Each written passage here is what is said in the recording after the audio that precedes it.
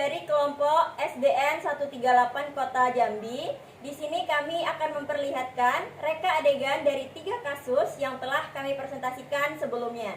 Di sini kami beranggotakan saya Dani Febriansa. Saya Liris Wulandari. Saya Melia Putri. Saya Muhammad Ilham Ramadan. saya Nila Indriani. Saya Isnaini. 함께 달려 Ready for action let's go 추억 건물을 찾으러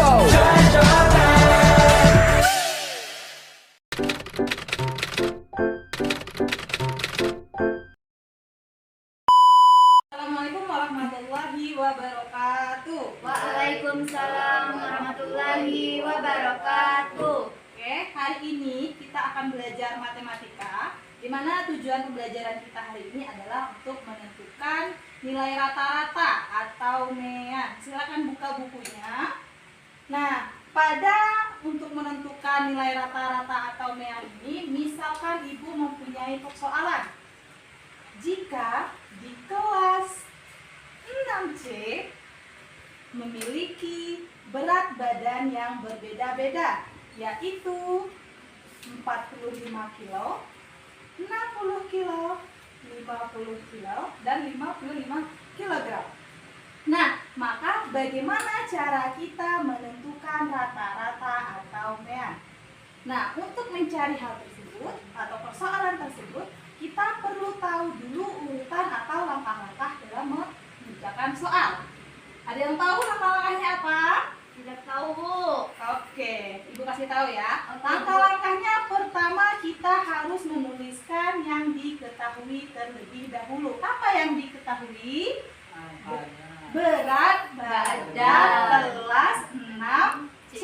Ada berapa siswanya? Ada 4 siswa. Iya. Nah, selanjutnya setelah kita tahu berat badan, kita akan mengurutkan dari yang terkecil ke yang terbesar. Siapa yang terkecil atau teringan? Ada 45 kilogram. Nah, setelah kita urutkan, ada yang tahu cara menentukan MEAN gimana?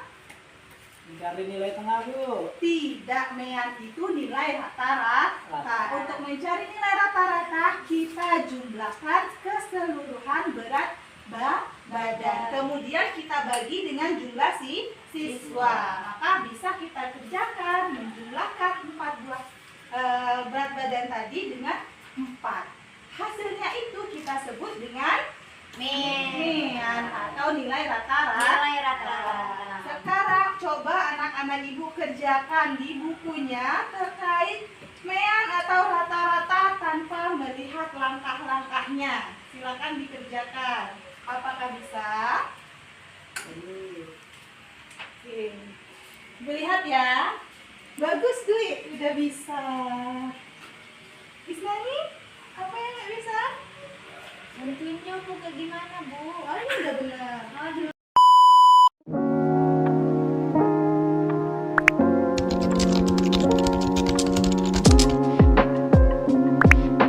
Nomor 1, menurut Anda, apa yang membuat peserta didik mampu mengerjakan soal pada percobaan kedua tanpa melihat urutan atau langkah-langkah dalam pengerjaan soalnya? Nah, yang nomor 2, sebagai seorang calon guru, dalam kegiatan belajar yang seperti apa metode di atas dapat diterapkan. Kemudian elaborasikan jawaban Anda dengan menyertakan teori yang berkaitan. Oke, kenapa peserta didik itu mampu mengerjakan soal pada percobaan kedua?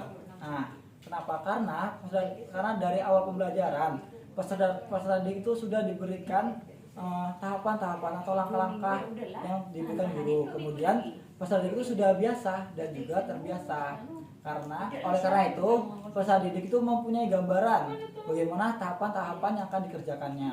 Nah, kemudian pada soal nomor 2, yaitu teori behavioristik, di mana teori belajar yang berfokus pada perubahan perilaku peserta didik sebagai hasil dari interaksi stimulus dan respon. Nah, teori ini tuh didasarkan pada kondisi lingkungan dan juga menekankan pada tingkah laku manusia yang dapat dilihat dan ditelusuri menggunakan bentuk refleks. 그래도 함께 달려 Ready for action let's go 조금 물을 쳐주러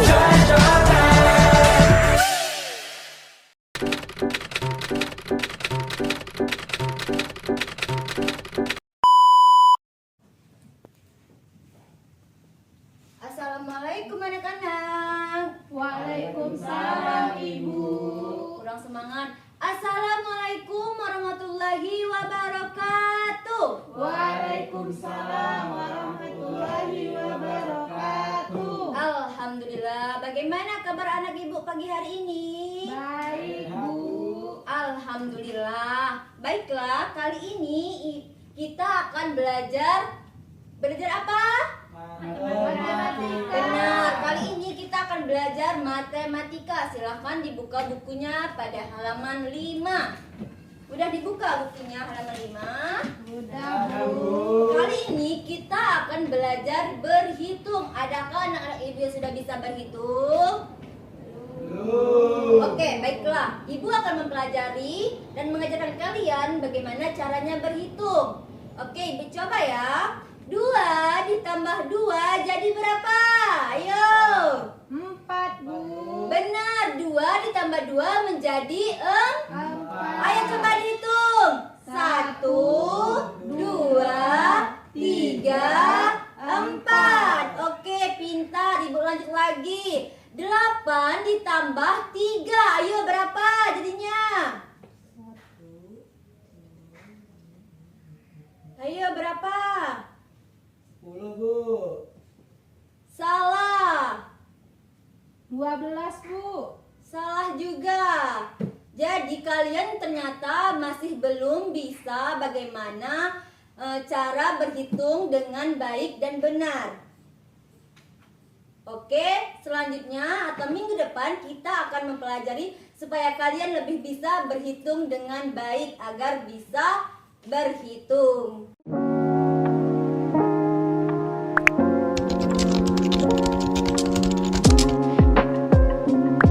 Kasus 2, pertanyaan pertama. Menurut Anda, apa yang dapat Rina lakukan untuk membantu peserta didiknya sesuai dengan tahapan perkembangan usia? Pertanyaan kedua, mengapa Anda menyarankan hal tersebut? Elaborasikan jawaban Anda sesuai dengan teori yang ada. Dari kasus tersebut, kami menyarankan guru untuk menggunakan benda konkret.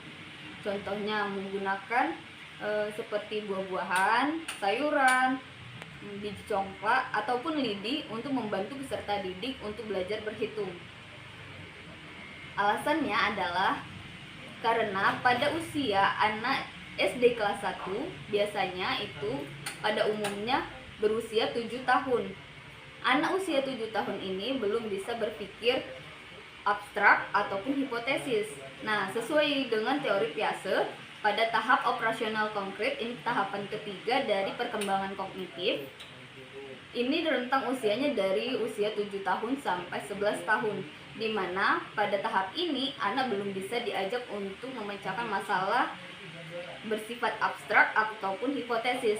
Harus menggunakan benda konkret untuk membantu mereka memecahkan masalah tersebut. 그래도와 함께 달려 Ready for action let's go 조금 물을 쳐주러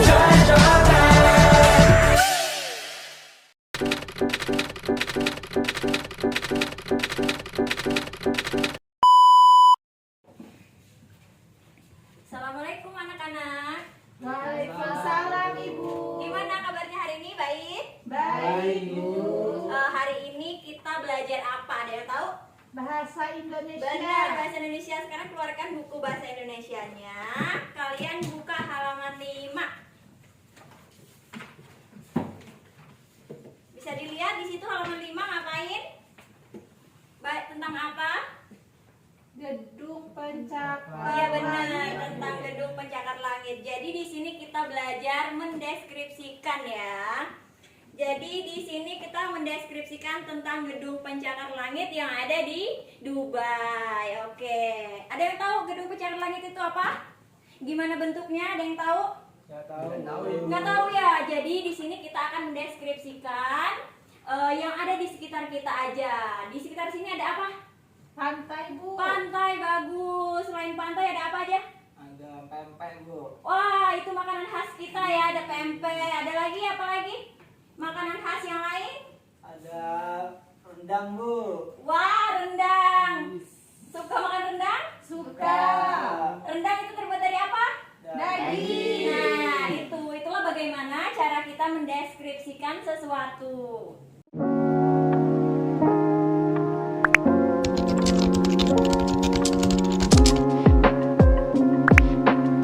Oke, kasus ketiga. Menurut Anda, apakah keputusan yang diambil oleh guru tersebut telah sesuai? Mengapa demikian? Poin yang kedua, bagaimana prinsip pembelajaran yang dicoba untuk diterapkan oleh guru tersebut?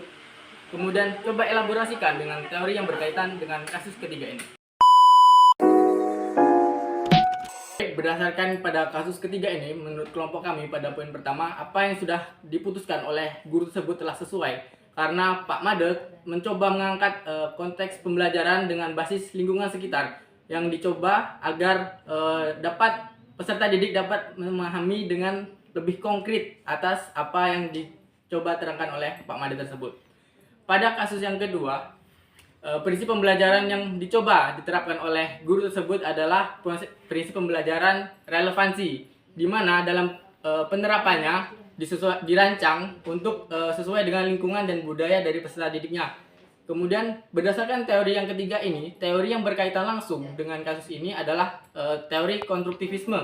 Karena dalam penerapan teori konstruktivisme ini mencoba untuk membangun pemahaman dari peserta didiknya agar semakin memahami dari apa yang ingin diajarkan oleh guru pada hari tersebut.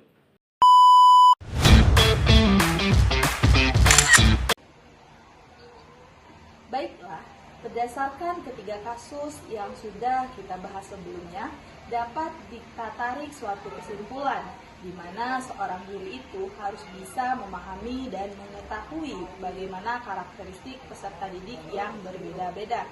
Kemudian, guru itu juga harus bisa berkreasi dan berinovasi untuk menunjang kegiatan belajar peserta didik, baik itu menggunakan sumber daya yang ada di lingkungan sekitar mereka ataupun menggunakan teknologi yang berkembang.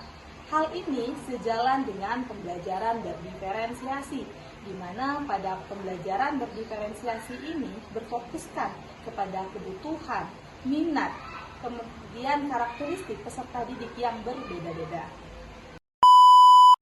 Baiklah, itulah tadi hasil reka adegan dan penjelasan dari kelompok kami SD 138. Mohon maaf apabila terdapat kesalahan dalam penyebutan kata atau tindakan yang kurang berkenan di hati permisa. Dan kami akhiri dengan ucapan wassalamualaikum warahmatullahi wabarakatuh. Oke teman-teman, terima kasih sudah menonton videonya.